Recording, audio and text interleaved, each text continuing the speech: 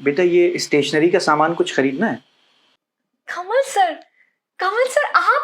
आप यहाँ कैसे? और आप ये सामान क्यों बेच रहे हैं? बेटा मैंने आपको पहचाना नहीं। क्या सर, क्लास 2010 वाला बैच? मैं 2 चोटी बनाकर स्कूल आया करती थी और आप मुझे प्यार से 2 चोटी वाली लड़की कहा करते थे। याद आया वो 2 चोटी वाली पारुल नाम है ना तुम्हारा? बिल्कुल सही पहचाना सर आपने। आप अंदर आइए।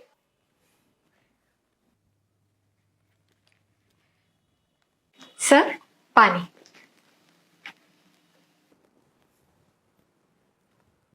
कैसे हैं सर आप? कितने दिनों बाद मिले हैं आप? बेटा मैं ठीक हूँ। लेकिन सर आप ये सामान वगैरह क्यों बेच रहे हैं? बेटा खाली रहता हूँ ना, तो बस टाइम पास के लिए, और कोई बात नहीं है।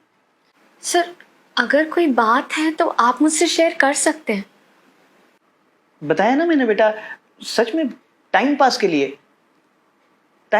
ही कर लेता हूँ बस, और कोई बात नहीं है। आपके तो 2 बेटे हैं ना, वो आपको अलाउ कर देते हैं क्या? मतलब उन्हें पता है कि आप ये काम करते हैं? वो तो बेटा मैं चलता हूँ। नहीं सर, मुझे ऐसा लग रहा है कि आप बहुत ज्यादा परेशान हैं। अगर ऐसी कोई भी बात है तो आप मुझे बता सकते हैं।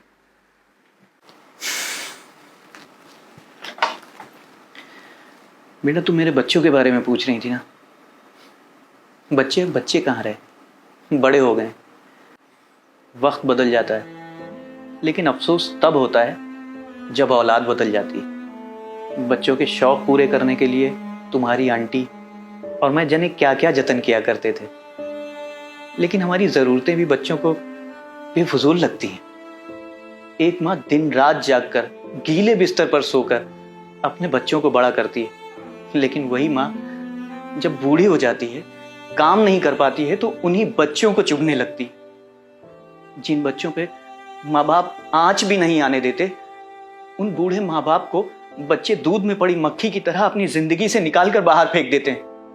अगर बच्चे बीमार हो जाएं, तो माँ बाप डॉक्टर, नीम हकीम, मंदिर, मस्जिद कुछ नहीं छोड़ते, लेकिन उन्हीं बच्चों के पास अपने माँ बाप के इलाज के लिए ना ही टाइम होता है और ना ही पैसा।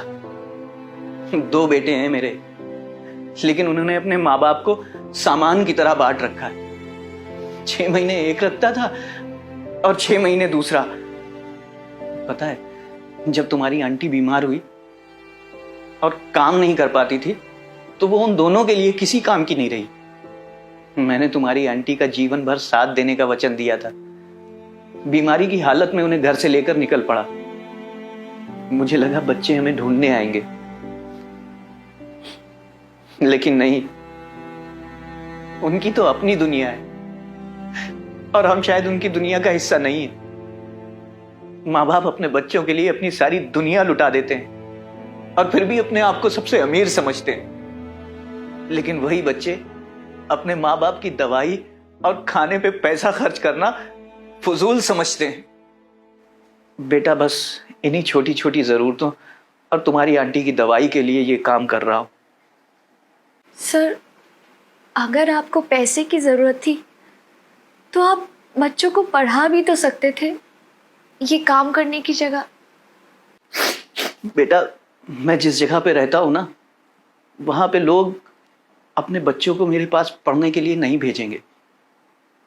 वैसे ये सामान कितने का है सर?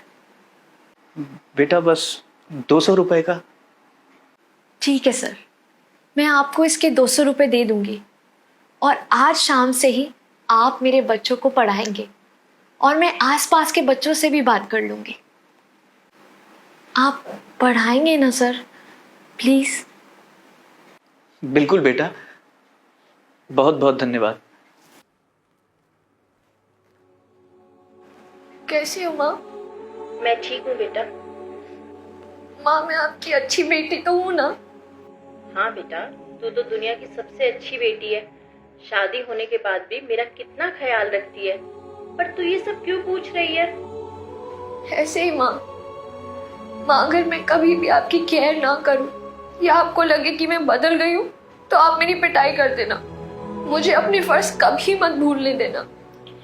आज तो मेरी बेटी बड़ी बड़ी बातें कर रही है। मेरी पगली बेटी, चल अपना ख्याल रखना। बाय। बाय माँ।